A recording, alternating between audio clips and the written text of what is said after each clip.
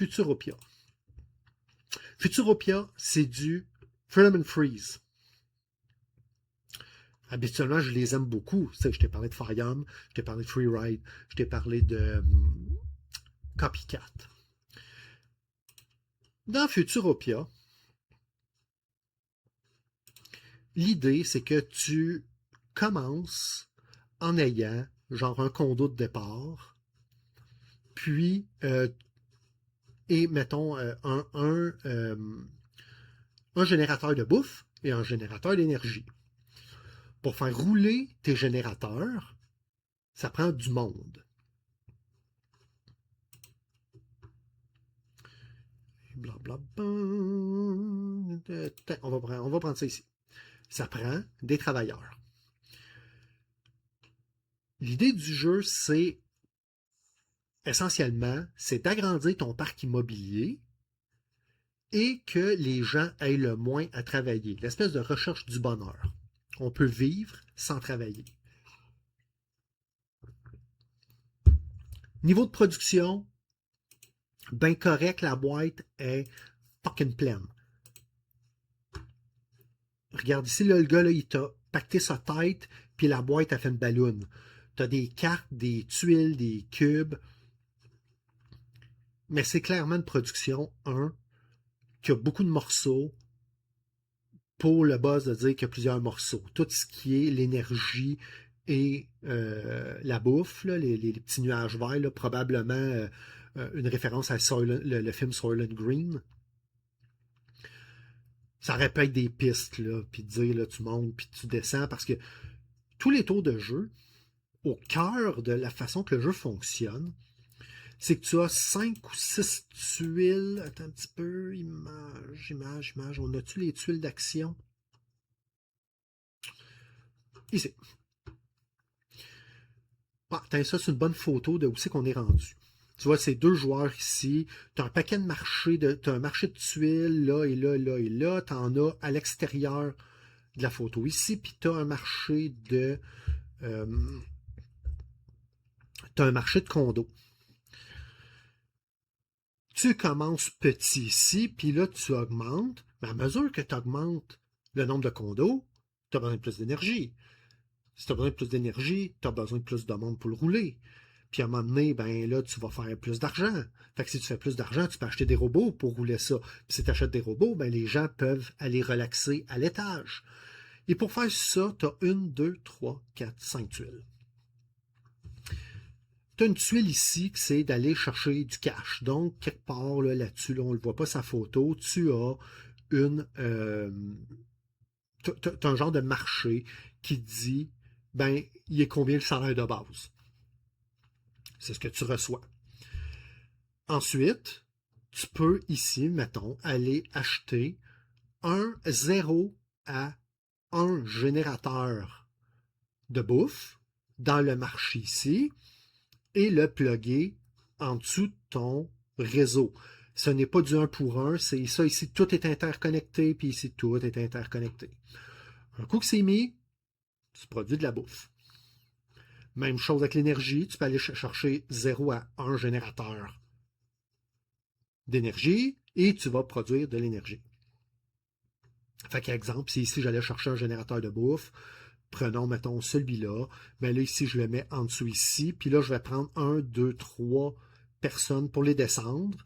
Ici, on voit que ça coûte 9, puis ça va faire 7 énergies. Donc, avec ici, ben, je créerais, mettons, 2 plus 3 plus 5 plus 5 plus 7 bouffes.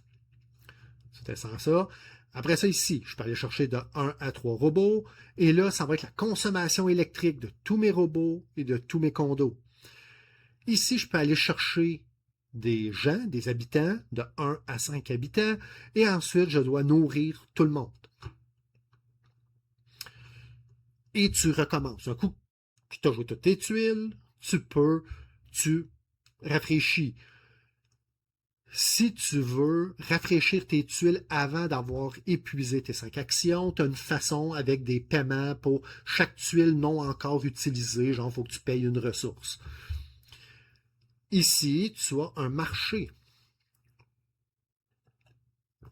Tu as les tuiles cheap ici, et les tuiles coûteuses ici. Le marché, il est pré-bâti toujours dans le même ordre, avec un nombre de tuiles défini selon le nombre de joueurs. Donc, si tu joues à 4 joueurs, ton marché se d'épais, tu as des doublons là-dedans, puis mettons, si tu joues à 2 joueurs, ben, il y a plusieurs des tuiles qui vont avoir été retirées, de façon à ce que tes marchés, qui servent aussi en quelque part de timer, soient plus minces. Si tu achètes une tuile de ce côté-ci, tu vas payer le coût, et mettons ici c'est 9, moins le rabais qu'il y a là, et tu ramènes le cube à 0. Si toi tu dis non, non, non, je vais aller chercher une des tuiles qui coûtent parce que je veux, y a un avantage stratégique, tu vas payer le coût, plus la surprime, et tu vas monter le cube. Donc, plus tu consommes de ce côté-là, plus tu vas donner un rabais de ce côté-là. À partir du moment que tu achètes à rabais, tu ramènes tout à 0, tu ne le descends pas d'1. Même chose pour le marché électrique. Donc, la promesse, c'est de faire un genre de engine builder en faisant toujours un peu la même affaire en allant acheter. Tu sais, tu as de l'argent, donc c'est essentiellement ta phase production, mais au lieu de faire ta phase production toujours au même moment, mettons comme dans Terraforming Mars, c'est toujours, disons, au début, tu produis, tu achètes tes cartes, tu sais, c'est très procédural. Ici, tu as un petit peu cette promesse-là. Mais c'est terriblement répétitif et ennuyeux. Et c'est quelque chose qui revient beaucoup dans les jeux de Freedom and Free, c'est que ce gars-là, il a dû faire un cours en maths ou en stats.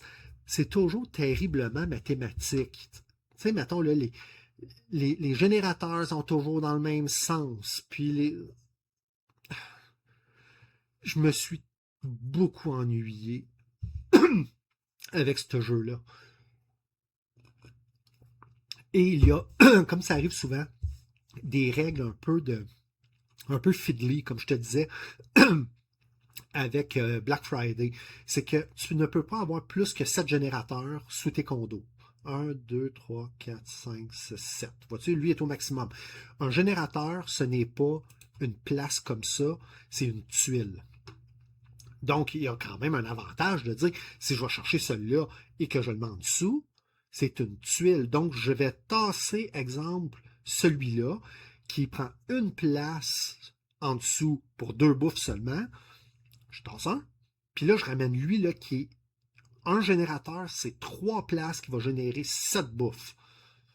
Fait que, tu sais, c'est toujours cette tuile. Fait que, tu sais, de façon, là, plus ça va, plus ça grossit. Une fois de temps en temps, tu as un générateur qui est très petit, qui ne prendra pas beaucoup de place. Donc, je suis convaincu qu'il y a une façon de maximiser, de dire, hey, là, quand le petit générateur va arriver, tu sais, je vais avoir besoin de moins de monde, plus de robots pour les rouler, plutôt qu'ici d'avoir besoin de. Tu sais, ici, là, ça prend absolument un humain. Il faut le voir comme étant, mettons, l'ingénieur qui va gérer les 2 robots à côté avec une chaîne de production. C'est pas un jeu qui est sans valeur, mais j'ai trouvé ça plat, mais et c'est beaucoup en rail et en solo. C'est un test d'efficience, c'est tout. Quand tu vas chercher une tuile, habituellement ça va, si tu vas chercher cette tuile-là traverse ici, puis tu remplis l'autre au magasin. Si tu prends celle-là, ben tu prends celle du magasin. Quand tu joues en solo, ils vont dire, ben si tu achètes ça, ben celle-là est discartée aussi, puis là tu t'en mets 2 nouvelles. Si tu achètes celle-là vient ici, et là tu remplis le magasin. Donc, il n'y a pas vraiment d'automat. C'est un beat your own score. Super répétitif, où c'est que le rythme avec lequel tu bouges. À un moment donné, j'ai compris, là, quand tu joues 2-3 games, à un moment donné, tu comprends que il est quand le moment où tu arrêtes d'aller chercher du monde, puis que tu vis avec ton staff qui est là, juste pour essayer de créer des robots puis les monter en haut. Comme je te dis, là, c'est pas dévoué de qualité, mais j'ai trouvé ça hyper répétitif. Trop on rail. Toujours les 5 mêmes actions, toujours l'ordre de magasin qui revient dans le même ordre.